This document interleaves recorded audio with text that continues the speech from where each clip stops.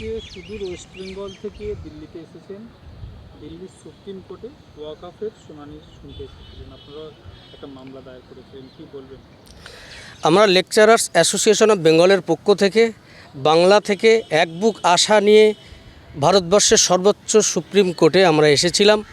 মহামান্য এই সুপ্রিম কোর্টে আমরা চিফ জাস্টিসের রুমে গেছিলাম। যথাসময়ে জাস্ট 2:01 মামলা শুরু হয়েছিল। তো তিনি যখন আসেন 1.5 থেকে 2 মিনিট তিনি চেয়ারে ছিলেন। তিনি কিছু শোনেননি।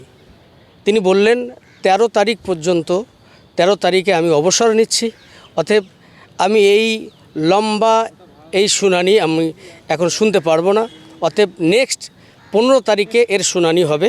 তিনি ডেটটা জানিয়ে তিনি বিদায় নিলেন। তাই এক বুক আশা নিয়ে আমাদের ব্যথিত মন নিয়ে আবার ফিরে যেতে হচ্ছে বাংলাতে।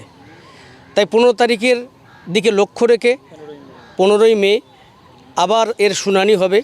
তাই আমি সবাইকে বলবো, এই বাংলায়, শুধু বাংলা নয়, তামাম ভারতবর্ষে যেভাবে এই ওয়াকফকে কেন্দ্র করে, এই ওয়াকফ আইনকে কেন্দ্র করে যেভাবে ডিভাইড করা চলছে, হিন্দু মুসলিম জৈন খ্রিস্টান যেভাবে ভাগ করার চেষ্টা চালাচ্ছে, এই নোংরা রাজনীতি চালানোর চেষ্টা চালাচ্ছে, আমি বলবো না এই ভারতবর্ষের জমিনে যেমনভাবে আমরা পূর্বে হিন্দু মুসলিম জৈন খ্রিস্টান যেমনভাবে শান্তির সঙ্গে বসবাস করে আসছিলাম, আবারও আমরা এইভাবে চাই এটাকে যেন নষ্ট না হয়, সম্প্রীতির বার্তা দেব এবং এই সুপ্রিম কোর্টের সামনে দাঁড়িয়ে এই বার্তাটা সকলের কাছে আমি পৌঁছাতে আবেদন করব যে না, আমরা এভাবে ডিভাইড হব না। আমরা যেমনভাবে হিন্দু মুসলিম জৈন খ্রিস্টান শিখ ইসাই যেমনভাবে মিলেমিশে ছিলাম, সেইভাবে যেন আমরা এইভাবে মিলেমিশে থাকতে পারি।